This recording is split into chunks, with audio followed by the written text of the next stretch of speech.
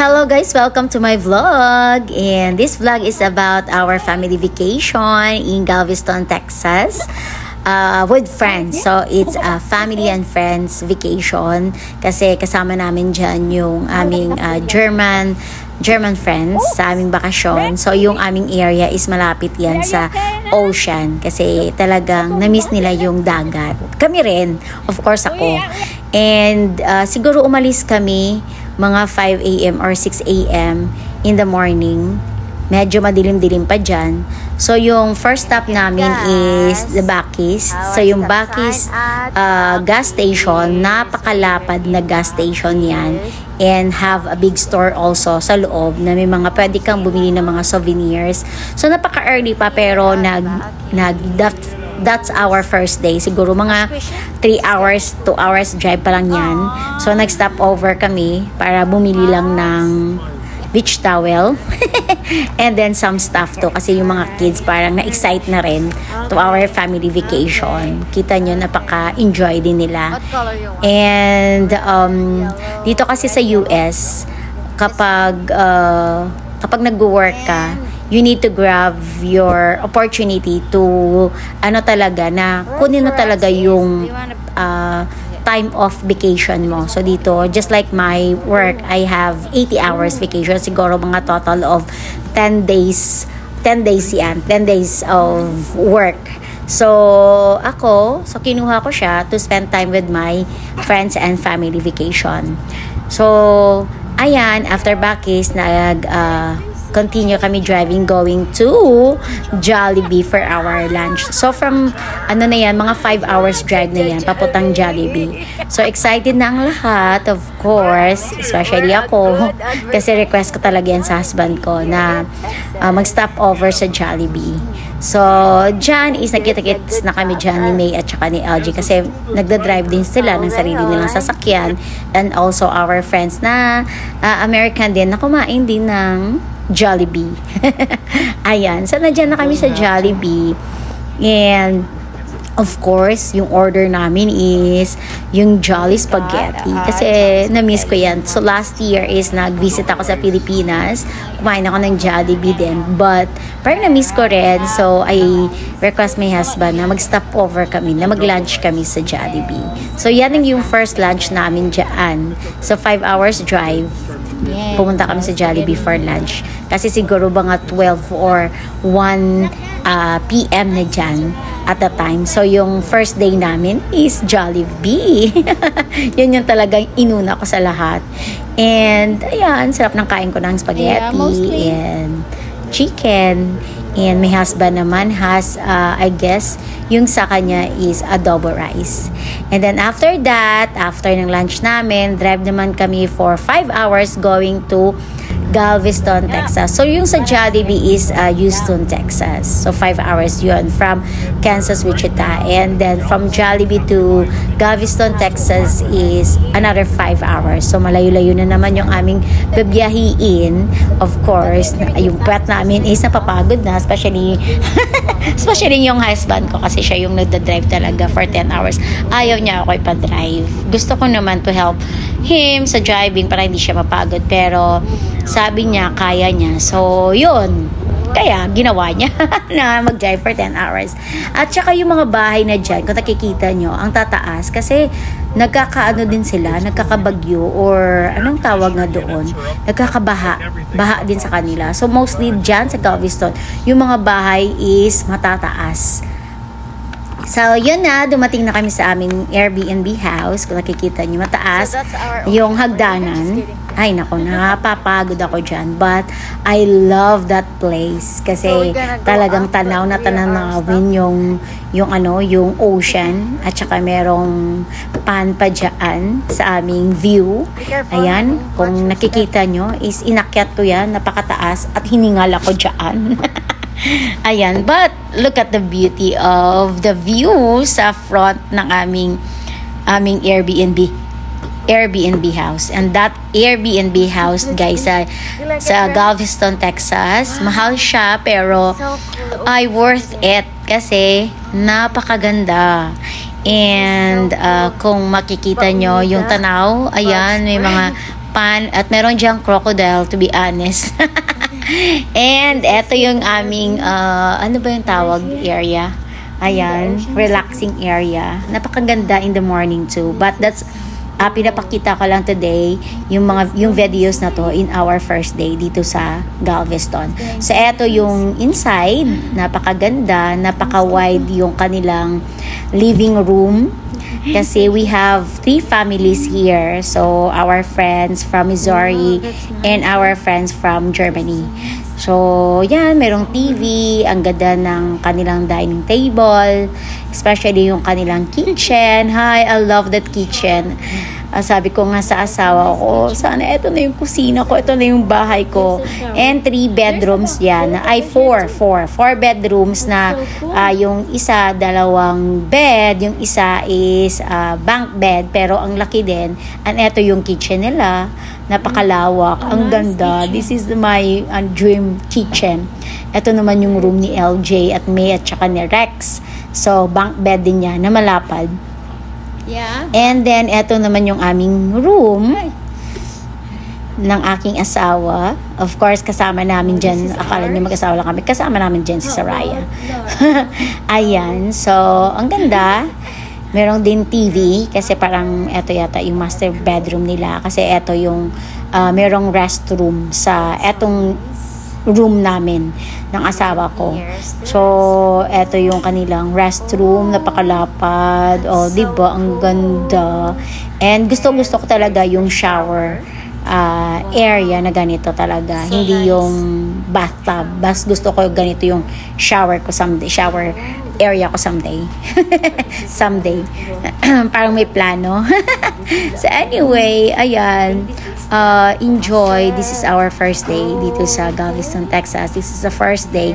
So, sa susunod na videos, meron pang second day namin. Yung mga event namin. Event talaga. Yung mga activities namin, friends and families. So, ang ganda siya kasi kompleto siya. Meron siya mga towels, cover, sheets. Ang ganda talaga. Very comfortable talaga yung place na to. Talaga kung maghahanap kayo, it's better na ang ganda din nakasama yung mga friends nyo.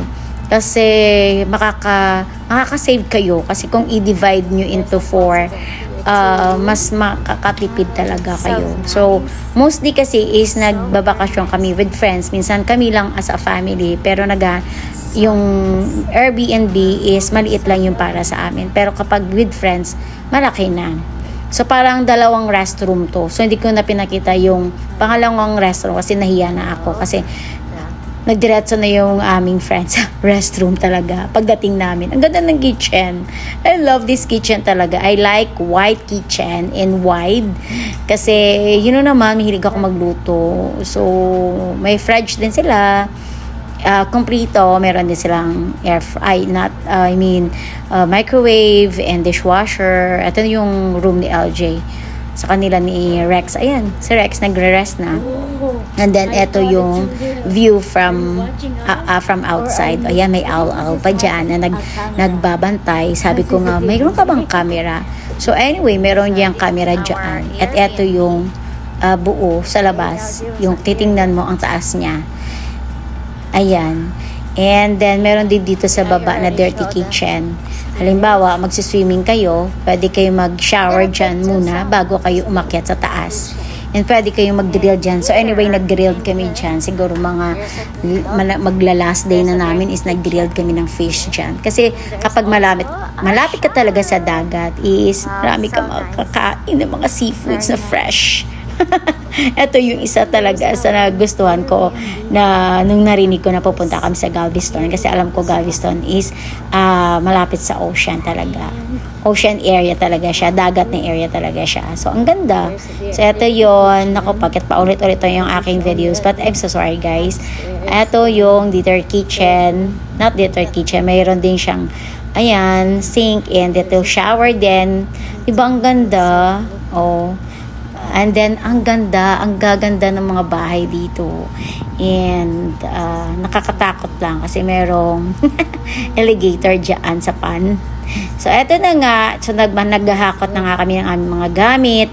Napakahirap lang kasi nakakapagod kasi marami kaming gamit. Of course, ilan kami. So, iakyat namin yan sa taas. So, yan again, yun yung view na dyan. Nako, in the morning, napakaganda. Super. Parang, kaso lang guys, to be honest, maraming lamok. Akala ko sa Pilipinas lang ang lamok. And dyan, malalaking lamok. Kasi, ang lalaki din kaya, US din yung, Americanized din yung lamok dyan. Ang laki. So, super lagay kami ng ano dyan, ng, ano ba yan? Yung mosquito spray or bug spray para maprotect yung aming skin kasi ang dami talaga ng lamok. Pero pag sa loob na okay na kasi aircon naman, hindi naman naaano.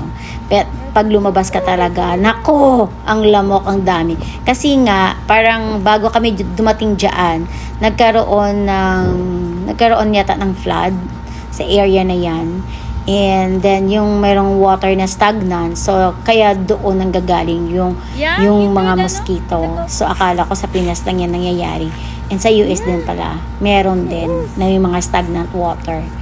And in the night time, so nagplano kami na pupunta kami sa dagat kasi para may lalakarin ng konti.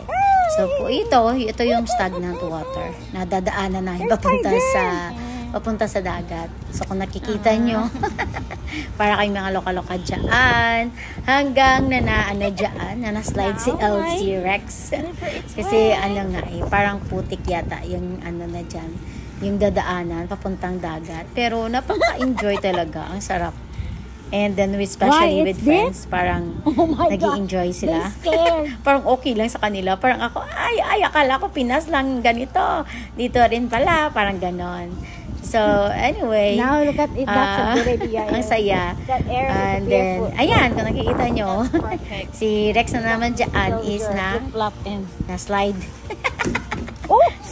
Rex, natawa na lang ako sa anak ko. Are you okay na? Ayan. And then, ang ganda. Kasi kung nakikita nyo si LJ, kasi may layo-layo pa kasi, masakit pa rin yung paa niya. So anyway, this is our first day dito sa Galveston, Texas. Parang miss talaga namin tingnan yung dagat. So kahit gabi na, maraming lamok, pero go pa rin. Gusto pa rin talagang yung tubig. Kahit nako. Para akong dyan. So anyway, guys, thank you for watching, and also my coming part 1, part 2, part 2, part 3, part I have a nice hanggang flip-flop part 7 yata yung aking videos. But thanks for watching, and sana naikot ko kayo sa Galveston. Hindi pa naman lahat sa Galveston. Dito sa area na to, dito sa Galveston, Texas. So, this area, guys, is a private property siya. So, kami lang, ang nasa area lang dyan, may mga bahay-bahay ang pwedeng mag-swimming sa beach na yan. So, walang makakapasok na iba, kundi yung mga residents na nandyan sa area na yan, sa loob ng area na yan. Kaya kung nakikita yun, medyo walang tao talaga. Kasi it's a private property. So, ayan, yung dagat. Medyo gabi na. But tomorrow makikita nyo. The next morning talaga pumunta kami dyan at nag-swimming. Hindi makahintay. And, ayan guys. So, anyway guys, tingnan nyo yung mga bahay. Ang gaganda. At ang ganda din ng dagat kapag gabi. It's gonna pass here? Nakaka-amaze talaga. Yung miss na mismo talaga na kahit gabi talagang pupuntahan mo talaga yung dagat. So anyway, hopefully na-enjoy ko kayo sa aking tour sa first day namin sa Galveston, Texas. Ayan, ang ganda ng bahay. Anyway, thanks for watching.